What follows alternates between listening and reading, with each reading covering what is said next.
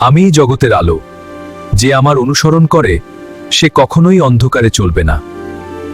যোহন অনুসারে মঙ্গল সমাচার ৮ অধ্যায় ১২ থেকে ২০ পদ। যিশু জগতের আলো।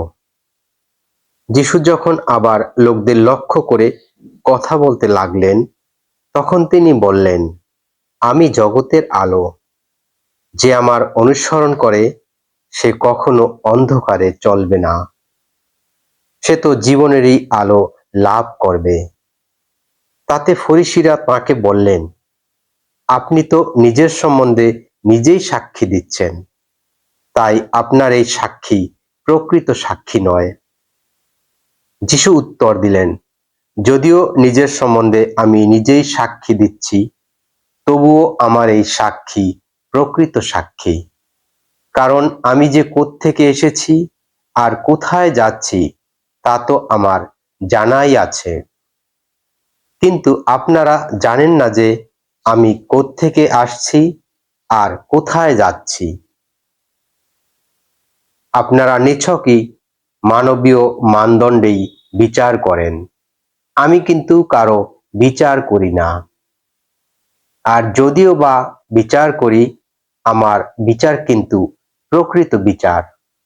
কারণ আমি তো একলা নই, বরং আমার পিতা যিনি আমাকে পাঠিয়েছেন তিনি তো আমার সঙ্গেই আছেন। আপনাদের নিজেদের বিধান গ্রন্থে এই কথা তো লেখাই আছে যে দুজনের সাক্ষ্য প্রকৃত সাক্ষ্য। এখানে আমার সাক্ষী আমি নিজেই, আর আমার পিতা যিনি আমাকে পাঠিয়েছেন তিনিও আমার সাক্ষী। ফরিসিরা তখন জিজ্ঞেস করলেন, আপনার সেই পিতা কোথায়? যিশু উত্তর দিলেন, আপনারা আমাকেও চেনেন না, আমার পিতাকেও চেনেন না। আমাকে যদি চিনতেন তাহলে আমার পিতাকেও নিশ্চয়ই চিনতেন। যিশু এই কথা বলেছিলেন মন্দিরের কোষাগার মহলে। তিনি তখন সেখানে উপদেশ দিচ্ছিলেন, কিন্তু কেউ তাকে গ্রেপ্তার করল না। তার সময় যে তখনও আসেনি। প্রভুর বাণী, প্রভুর জয় হোক। প্রিয় ভাই ও বোনেরা, আজকের পাঠে আমরা যিশুর এক গভীর ও জীবন পরিবর্তনকারী ঘোষণা শুনি। আমি জগতের আলো। যে আমাকে অনুসরণ করে সে কখনো অন্ধকারে চলবে না, বরং জীবনের আলো পাবে। এই পৃথিবীতে আমরা সবাই কোনো না কোনো অন্ধকারের মধ্য দিয়ে চলি। কখনো তা দুঃখের অন্ধকার, কখনো বা ভয়ের, কখনো পাপ, কখনো অনিশ্চয়তা। বাইরে হয়তো সব ঠিকঠাক দেখায়, কিন্তু হৃদয়ের ভিতরে অনেক সময় পথ হারিয়ে ফেলি। আমরা জানি না কোন পথে গেলে সত্যিকারের শান্তি পাওয়া যাবে। এই অবস্থায় যিশু নিজেকে আলো বলে পরিচয় দেন। আলো কি করে?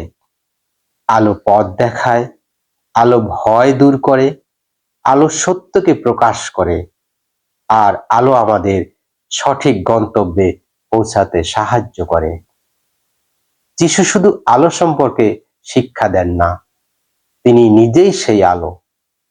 তাকে অনুসরণ করা মানে শুধু ধর্মীয় কিছু কাজ করা নয়, তাকে অনুসরণ করা মানে জীবনের প্রতিটি সিদ্ধান্তে তার পথকে বেছে নেওয়া, অন্যায় থেকে সরে এসে সত্যের পথে চলা, ঘৃণার বদলে ভালোবাসা বেছে নেওয়া, মিথ্যার বদলে সত্যে দাঁড়ানো।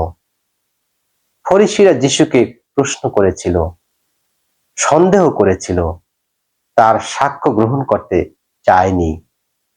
আজও পৃথিবীতে অনেক কণ্ঠ আছে যা আমাদের বিভ্রান্ত করে, আমাদের বিশ্বাসকে দুর্বল করে দেয়।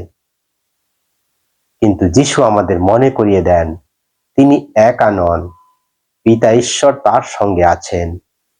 অর্থাৎ সত্য কখনো একা থাকে না।